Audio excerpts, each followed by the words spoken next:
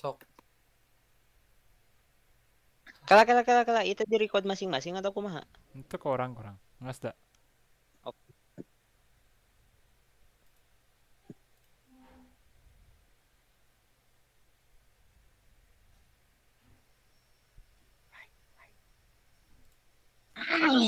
Itu mulai. Oke. Assalamualaikum warahmatullahi wabarakatuh. Waalaikumsalam warahmatullahi wabarakatuh. Salam sejahtera bagi kita semuanya. Om Swastiastu, Namo Buddhaya, salam kebajikan. Yang paling utama, marilah kita panjatkan puja-puji serta syukur atas kehadirat Tuhan Yang Maha Esa, karena atas berkat rahmat-Nya lah kita dapat berkumpul pada diskusi kali ini walaupun secara daring. Salawat serta salamnya semoga tetap tercurah limpahkan kepada junjungan kita, yakni Nabi Muhammad Sallallahu Alaihi Wasallam. Pertama-tama saya ucapkan terima kasih banyak kepada Bapak Yogi selaku dosen pengampu mata kuliah agroforestry yang telah mempersilahkan kami untuk memaparkan diskusi terkait tanaman jati. Sebelumnya, perkenalkan nama saya Raffi Hermansyah. Di sini saya selaku moderator untuk kelompok ini dan juga saya bersama rekan-rekan saya yaitu ada Nopal Fadil Hafiz, Rizky Nopal Sidik, Kurniawan Maulana dan juga ada Dika Praditya. Baik, mungkin untuk mengefektifkan waktu, marilah kita buka acara diskusi ini dengan bacaan basmalah bersama-sama. Bismillahirrahmanirrahim. Untuk selanjutnya yaitu akan ada pemaparan materi yang akan disampaikan oleh rekan saya. Kepadanya saya media dan waktunya saya silahkan. Baik, kepada moderator yang telah mempersilahkan. Sebelum kita mengenal jati lebih dalam, alangkah baiknya mengenal dari taksonominya terlebih dahulu. Jati termasuk dalam kingdom Plantae, divisi Magnoliophyta, kelas Magnoliopsida, ordo Lamiales, famili Lamiaceae, genus Tectona, dan spesiesnya Tectona grandis. Next.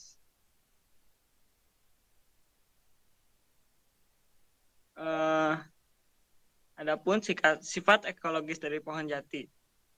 Pohon jati memiliki sifat ekologis yang mencerminkan hubungannya yang kompleks dengan lingkungannya. Memahami sifat ekologis ini penting untuk memahami peran pohon jati dalam ekosistem serta dampak pada lingkungan di sekitarnya. Yang pertama ada toleransi suhu. Pohon jati memiliki toleransi terhadap tentang suhu yang luas. Mereka dapat tumbuh dan berkembang dengan baik pada suhu yang cukup tinggi. Lalu yang kedua ada pertumbuhan yang cepat. Pohon jati dikenal dengan pertumbuhannya yang cepat, terutama pada tahap awal kehidupan. Ini memungkinkan pohon jati untuk dengan cepat mengisi area yang ditanami dan mengambil peran penting dalam rehabilitas lahan yang terdegradasi. Yang selanjutnya ada toleransi terhadap curah hujan. Pohon jati juga memiliki tingkat toleransi yang baik terhadap curah hujan yang bervariasi. Mereka dapat tumbuh dengan baik di daerah yang memiliki musim hujan yang panjang. Lalu yang selanjutnya ada pohon jati memiliki interaksi simbiotik dengan mikroba tanah. Pohon jati juga memiliki hubungan simbiotik dengan mikroorganisme tanah, terutama jenis fungi mycorrhiza. Hubungan ini menguntungkan karena membantu meningkatkan penyerapan nutrisi dan air oleh pohon, serta meningkatkan pertumbuhan akar dan kestabilan tanaman. Lalu yang selanjutnya, pohon jati ini sebagai penyedia habitat, khususnya dalam bentuk hutan jati. Pohon jati menyediakan habitat bagi berbagai spesies tumbuhan dan hewan. Tumbuhan jati bisa menjadi tempat tinggal, tempat makan, dan tempat perlindungan bagi beragam makhluk hidup dan membentuk ekosistem yang seimbang. Lalu yang selanjutnya sebagai pemulihan tanaman. Daun yang gugur dan serasah dari pohon jati memasok bahan organisme ke tanah, memperkaya kualitas dan kesuburan tanah. Dalam proses ini membantu dalam pemulihan dan degradasi tanah yang lemah. Yang selanjutnya, pohon jati ini memiliki kontribusi pada siklus air. Pohon jati membantu dalam siklus air dengan penyerapan air melalui akarnya dan mengeluarkannya melalui transpirasi dari daun. Hal ini juga membantu menjaga keseimbangan air di lingkungan tempat pohon jati tumbuh. Lalu yang terakhir, pohon jati ini sebagai pencegah erosi tanah. Sistem akar yang kuat dari pohon jati membantu mencegah erosi tanah dengan menjaga agar tanah tetap padat dan stabil, bahkan pada daerah miring. Lalu next. Yang selanjutnya ada ciri-ciri dari pohon jati. Yang pertama, ciri-ciri pohon jati adalah bentuk dan tinggi pohon. Pohon jati adalah pohon besar yang dapat mencapai tinggi antara 30 sampai 40 meter. Bentuknya tegak lurus dan memiliki batang yang cukup besar dengan berbagai cabang yang lebar. Lalu yang kedua ada batang dan ranting. Ciri-ciri dari batang dan ranting pohon jati ini memiliki kulit kayu yang agak kasar dan berwarna coklat. Berwarna coklat keabu-abuan, cabang-cabangnya tumbuh secara teratur dan menyebar, membentuk tajuk yang lebar. Lalu yang ketiga ada ciri-ciri dari daun jati. Daun jati adalah daun majemuk dengan susunan menyiring genap. Daun jati ini memiliki 3 hingga pasang anak daun yang biasanya berbentuk opal dengan ujung meruncing. Daun muda jati ini berwarna merah kecoklatan dan berambut halus. Lalu yang selanjutnya, ciri-ciri dari bunga jati. Bunga jati muncul dalam bentuk tandan dan bunganya berwarna putih hingga ungu pucat. Bunga jati ini terletak pada ujung ranting dan berkelompok. Lalu yang selanjutnya ada buah. Buah dari pohon jati ini berbentuk seperti kapsul. Dan setiap buah mengandung beberapa biji. Buah ini mengandung biji-biji kecil yang dikelilingi oleh daging yang sangat keras. Lalu ciri-ciri dari kayu jati yaitu adalah salah satu jenis kayu yang kuat dan tahan lama. Kayunya memiliki serat yang halus dan padat serta warna coklat tua yang khas. Lalu ciri-ciri dari akar jati merupakan akar tunggang yang kuat dan dalam. Akar ini membantu pohon jati untuk mendapatkan nutrisi dan mempertahankan stabilitasnya. Lalu ada ciri-ciri tambahan dari pohon jati ini. Pohon jati ini memiliki aroma khas, terutama saat kayunya dipotong dan diolah. Mungkin sekian yang dapat saya sampaikan. Saya serahkan kepada pemateri selanjutnya, yaitu Rapli Hermansyah. Nah, baik, terima kasih kepada rekan saya di Sinopos Sidik. Nah, selanjutnya mungkin kita akan bertemu pada diskusi terkait tentang cara tumbuh dari pohon jati ini. Secara geologis, tanaman jati tumbuh di tanah dengan batuan induk yang berasal dari formasi limestone, granite, gneiss, mica, schist, sandstone, quartzite, konglomerat, shale, and clay. Tanaman jati akan tumbuh baik pada lahan dengan fraksi lempung, geluh berpasir, dan lempung berpasir. Nilai pH optimal yang dibutuhkan sekitar 6 sampai 8, tapi juga dijumpai tanaman jati tumbuh baik pada pH 4 sampai 5. Serta pohon jati ini tumbuh pada kawasan tropis dengan curah hujan 1.200 sampai 1.300 mm per tahun, serta kelembaban 60 sampai 80%. Dan rata ketinggian yaitu terdapat pada ketinggian sekitar 700 meter di atas permukaan laut. Next.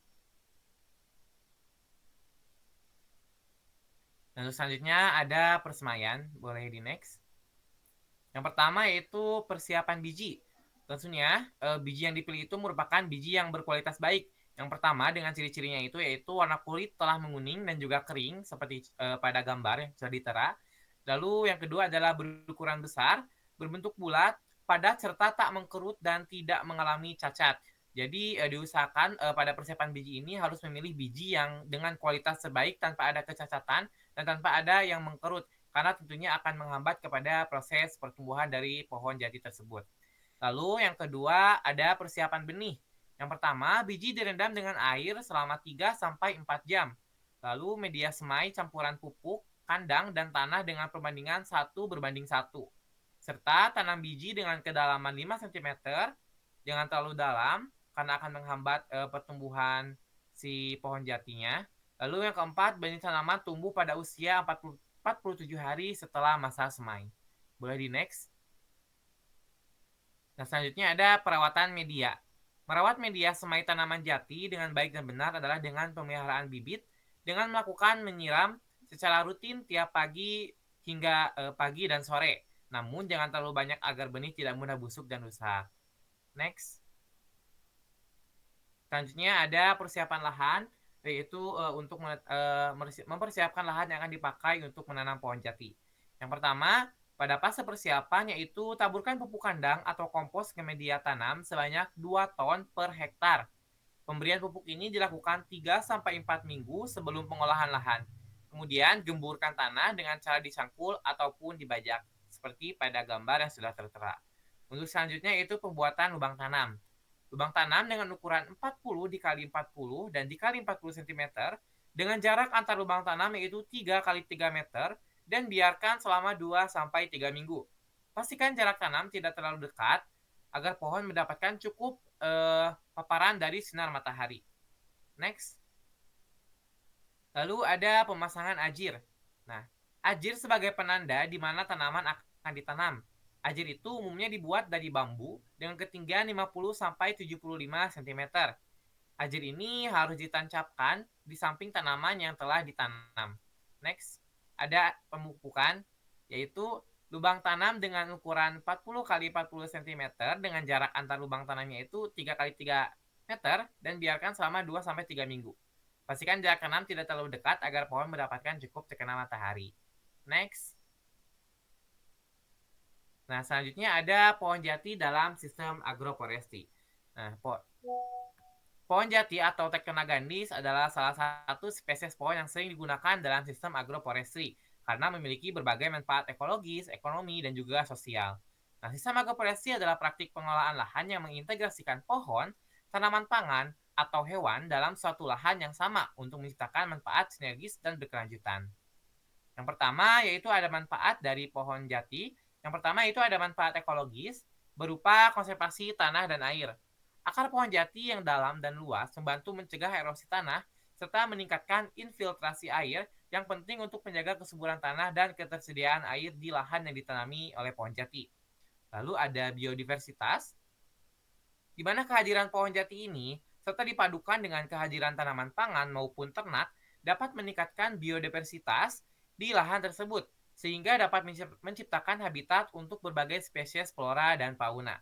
Lalu ada perbaikan kesuburan tanah, di mana daun-daun jati yang gugur itu tuh berfungsi sebagai mulsa organik yang dapat meningkatkan kandungan bahan organik serta dapat meningkatkan kesuburan tanah pada lahan tersebut.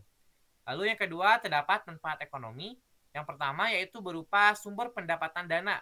Nah, petani ini dapat mendapatkan pendapatan dari kayu jati yang memiliki nilai komersil yang tinggi. Seperti yang kita tahu ya, bahwasanya kayu pohon jati ini merupakan kayu yang bernilai ekonomi yang sangat tinggi apalagi di Indonesia.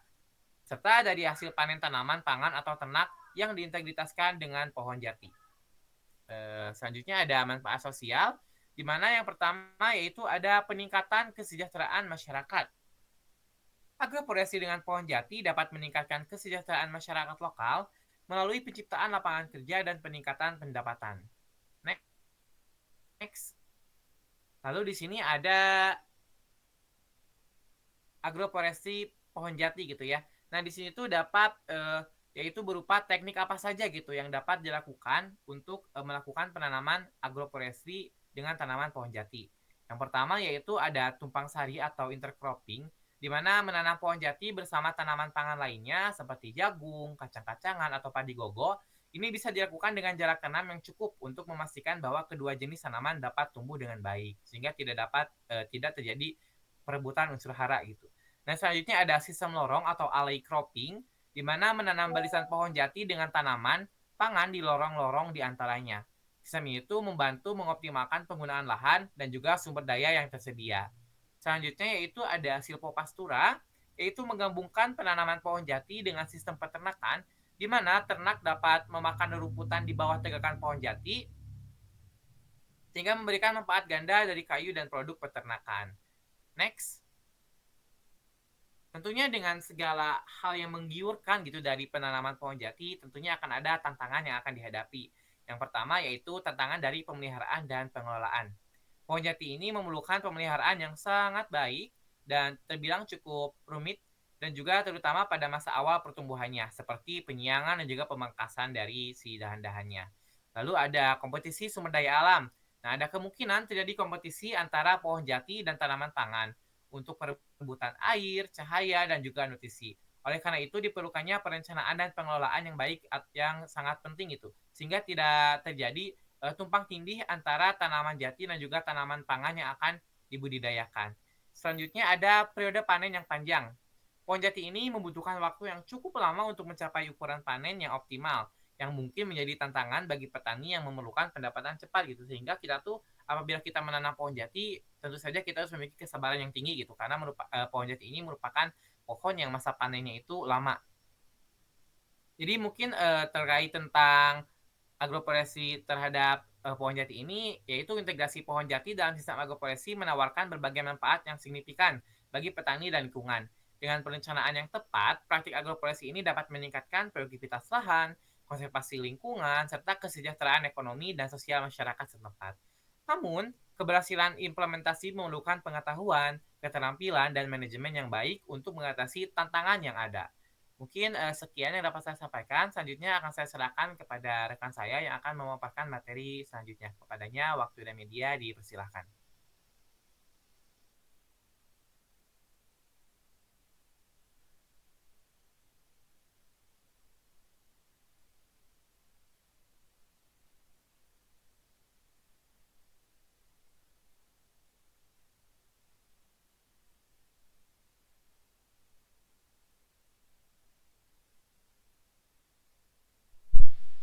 Baik, terima kasih kepada pemateri Kapre Hermansyah.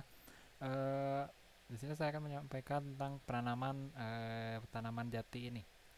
Nah, tanaman jati ini memiliki waktu tanam yang terbaik, yaitu saat memasuki musim hujan, dikarenakan tanaman jati ini membutuhkan banyak air untuk pertumbuhannya.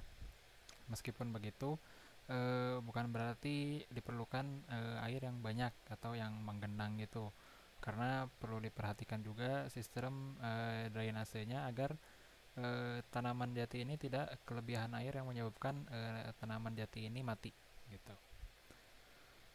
Lalu untuk jenis-jenis jati. Nah, jenis-jenis jati ini ada beragam, diantaranya jati lengo atau jati malam, yang dimana pohon ini memiliki kayu yang keras, berat, terasa halus apabila diraba, dan seperti mengandung banyak minyak.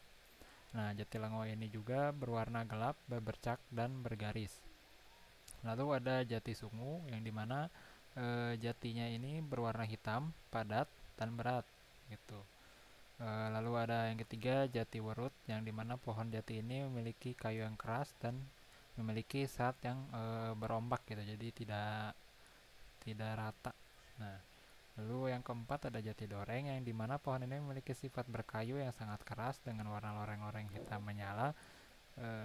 Lalu yang kelima ada jati kapur, yang dimana warna kayu ini memiliki warna keputih-putihan karena mengandung banyak kapur. Tetapi di antara banyaknya jenis jati ini tergolong kurang kuat atau lemah gitu, dan juga kurang awet. Lalu ada perawatan tanaman jati. Nah, setelah kita memahami bagaimana taksonomi dan keuntungan serta kekurangan dari tanaman jati ini, nah bagi yang ingin menanam jati, nah ini ada cara perawatannya, yang dimana meliputi sebagai berikut, yaitu adalah penyulaman, yang dimana penyulaman ini dilakukan untuk mengganti tanaman jati yang mati gitu, atau misalnya yang tidak tumbuh. Jadi tanaman jati yang tidak tumbuh atau mati diganti dengan tanaman jati yang baru. Lalu yang kedua ada pemupukan. Nah, pemupukan ini dilakukan untuk memenuhi unsur hara yang dibutuhkan oleh tanaman jati itu sendiri, yang dimana untuk membantu proses pertumbuhan jati tersebut. Lalu ada pemangkasan dan penjarangan. Nah, pemangkasan dan penjarangan ini dilakukan untuk meningkatkan kualitas jati dan mengatur arah tumbuh tanaman. Jadi agar tanaman jati ini tumbuhnya bagus gitu ke atas. Nah, kita perlu melakukan penjarangan supaya tumbuhnya ini beraturan. Dan juga penjarangan ini dilakukan untuk mengurangi tingkat kelembaban pada sekitar area jati ini agar tidak banyak bakteri atau bisa menyebabkan busuk pada tanaman jatinya. Lalu yang ini selanjutnya ada pengendalian hama dan penyakit. Nah, tanaman jati ini tidak terlepas dari berbagai hama dan penyakit yang dapat mengganggu pertumbuhan tanamannya itu sendiri.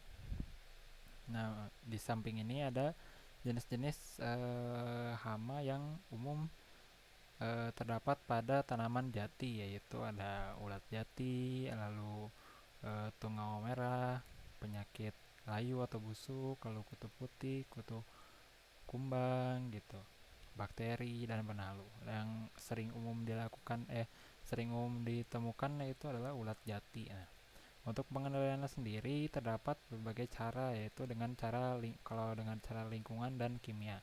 Dengan cara lingkungan itu bisa kita melakukannya dengan yang tadi, yang penjarangan itu, supaya hama-hama ataupun penyakit ini tidak tumbuh gitu, berkembang biak di area jati itu. Lalu untuk dengan cara kimia itu bisa menggunakan pestisida gitu.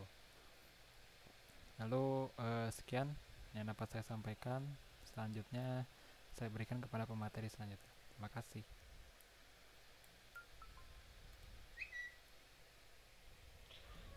Ekosistem di perkebunan jati. Next.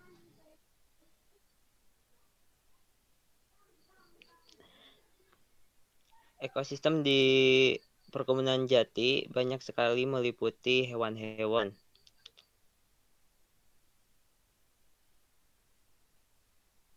Sistem yaitu saling terhubungnya organisme-organisme lain yang siklus antara abiotik dan biotik.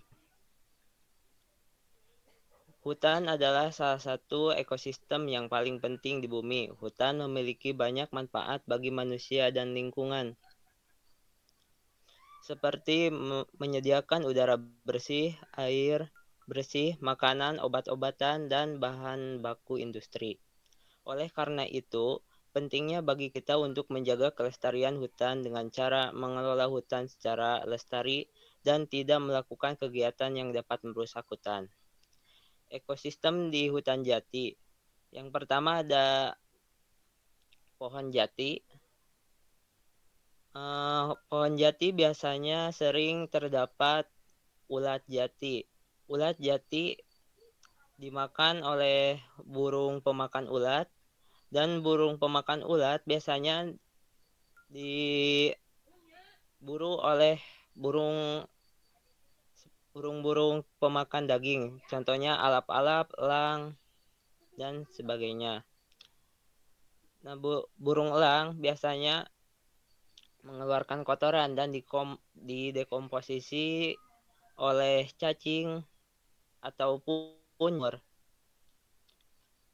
Next.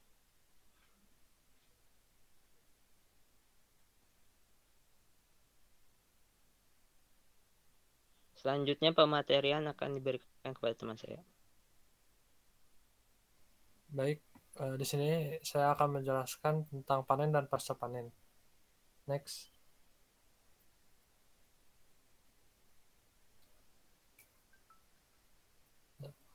Pada budidaya tanaman tidak luput dari proses pemanenan. Nah, budidaya panen pada pohon jati yaitu dan jumlah pohon yang relatif banyak, baik dengan sistem monokultur maupun tumpang sari, maka perlu penjarangan dengan tahap usia sebagai berikut.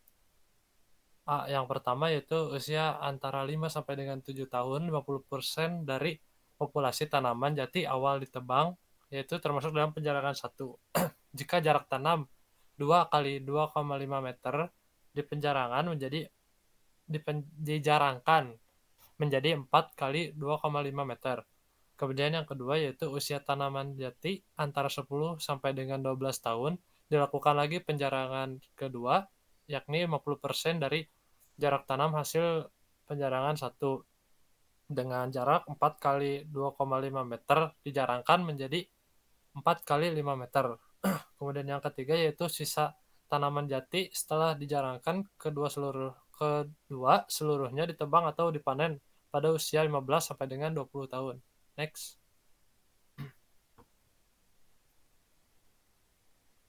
Nah, kemudian budaya dengan jumlah pohon yang relatif banyak, baik dengan monokultur maupun tebang sari, untuk pasca panen yang perlu diperhatikan meliputi hal-hal yang harus diperhatikan, antara lain yaitu penerasan. Nah, di sini saya akan menjelaskan penerasan. Penerasan pohon adalah aktivitas pengelupasan kulit, batang, dan kambium pada bagian pangkal batang agar kambium dan kulit batang tersebut terpisah dan terlepas dari pohon yang akan ditebang.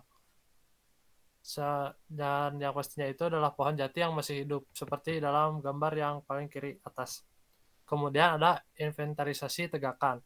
Nah, inventarisasi tegakan yaitu kegiatan pencatatan, pengukuran, dan penandaan pohon atau marking dalam area blok kerja tahunan untuk mengetahui data pohon inti, yaitu termasuk jumlah, jenis, dan diameter.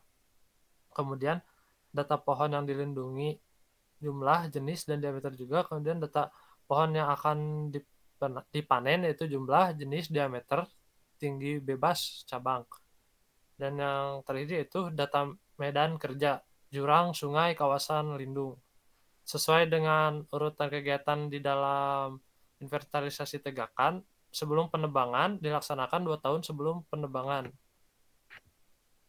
Maksud dari ITSP adalah untuk mengetahui keadaan penyebaran pohon dalam tegakan yang meliputi jumlah dan komposisi jenis serta volume pohon yang akan ditebang, serta untuk mengetahui jumlah dan jenis pohon inti dan pohon yang dilindungi akan dipelihara sampai dengan rotasi berikut. Seperti dalam gambar di kiri bawah itu sedang melakukan pengecekan diameter. Kemudian teknik penebangan yaitu teknik yang dilakukan saat ketika penebangan yang menentukan rebahnya kayu. Selanjutnya ada rebah kayu yaitu teknik yang dilakukan dengan menentukan rebah kayu. Biasanya pohon dilakukan dengan memasang tali pada bagian atas pohon yang ditebang, kemudian menariknya setelah pembuatan takik selesai, pembagian batang, kemudian penyaradan. Next.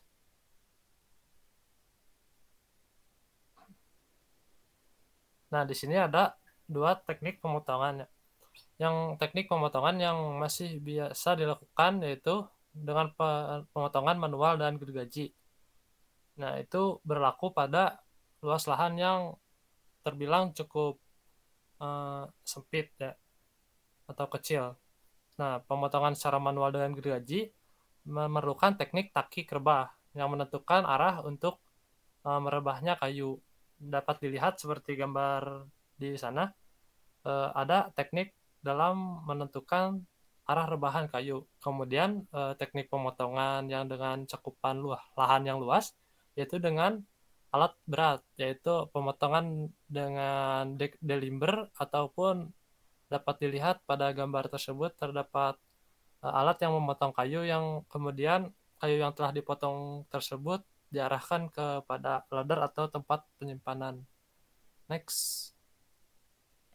Nah, selanjutnya itu olahan tanaman jati.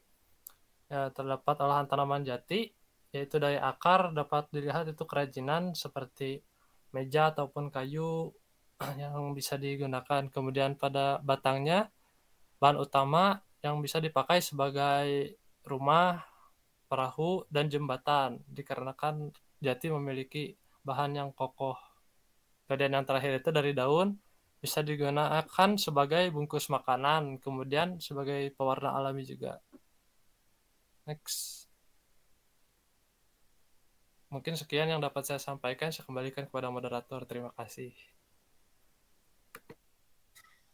Dengan baik, terima kasih kepada semua rekan-rekan saya yang telah memaparkan materi serta memimpin untuk berjalannya materi diskusi pada kali ini. Terima kasih kepada teman-teman semuanya yang telah memberikan atensi kepada kami. Sekian dari kami. Assalamualaikum warahmatullahi wabarakatuh. Waalaikumsalam warahmatullahi wabarakatuh. Waalaikumsalam.